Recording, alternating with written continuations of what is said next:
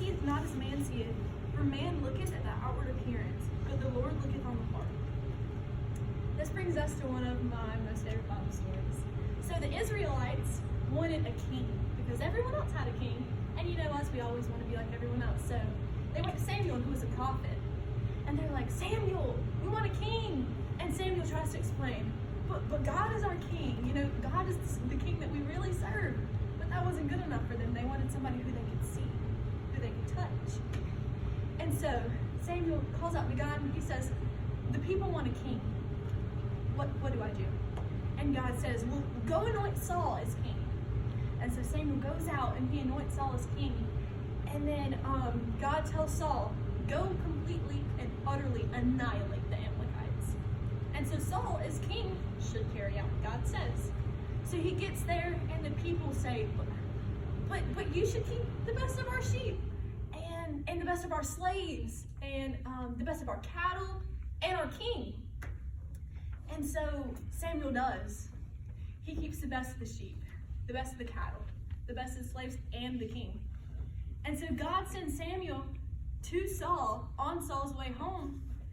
And Samuel says, Saul, why have you disobeyed God? And Saul says, I haven't disobeyed God. What? No. I didn't do that. And Samuel goes, then why do I hear the bleating of sheep and the ruttling of the cattle? And without hesitation, Samuel pushes Saul aside and sees King Agag, king of the Amalekites. And the book says, without hesitation, Samuel draws Saul's sword and kills him right on the spot. And then Samuel goes to God, and God rejects Saul as king. And God says, all right, go to Jesse of Bethlehem. We'll find a new king there. And Samuel's so torn and so upset because Saul is Samuel's friend. And he says, but God, I love Saul. I love Saul. Saul's my friend, but what if he kills me? And God says, no, don't worry about that. And so Samuel goes, and he gets to Bethlehem, and Jesse brings out what Samuel thought was all of his sons. And Samuel looks around, and he's like, oh yeah, like they're so big, they're so strong. Yeah, one of them, that's going to be it. And then we come to 1 Samuel 16, verse 7. When the Lord tells Samuel, I don't look on the outside. You see the outside. You see the big. You see the strong. You see the handsome. You see what you think is worthy. But I see the heart, and none of them are right. I reject all of them as king.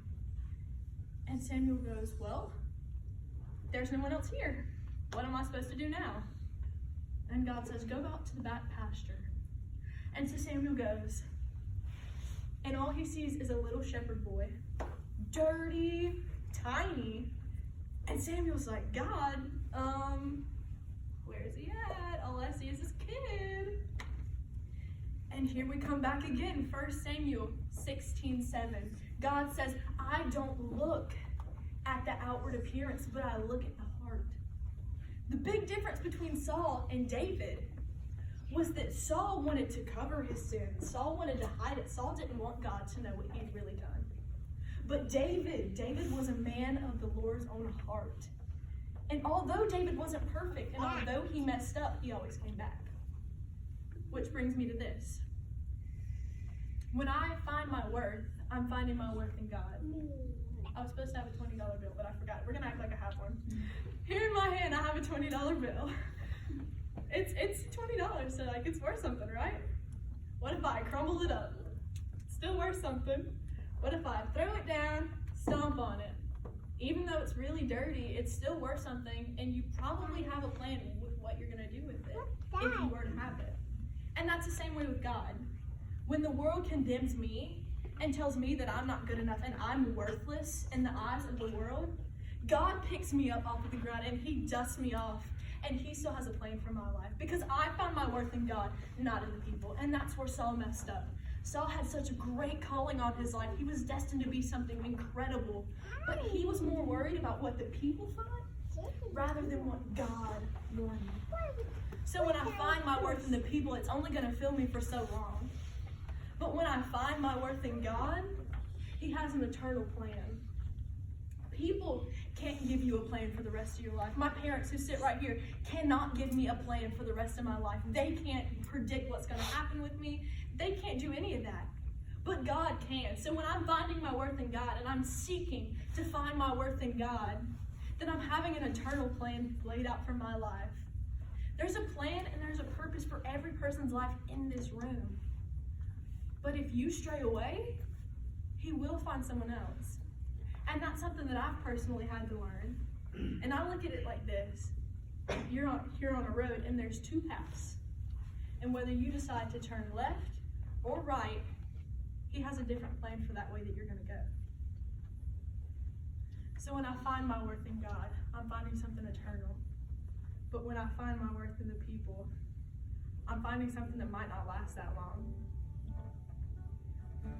So tonight, if that's you, if you feel that you're finding your worth more in people than in God, I just ask you to bow your heads and close your eyes and say a prayer with me. Lord, we come to you now. God, for we know that we can't find our worth and our truth in the people, Lord, but only in you is our worth found, God. Because it is in your name and in your love and in your power and your strength that I'm made whole. For the things of this world will no longer fill me, God, but break me down and fill me more of you. Lord, I just thank you that you've given me this opportunity to present this word. And I ask that you just be with us each and every moment. In Jesus' name I pray. Amen.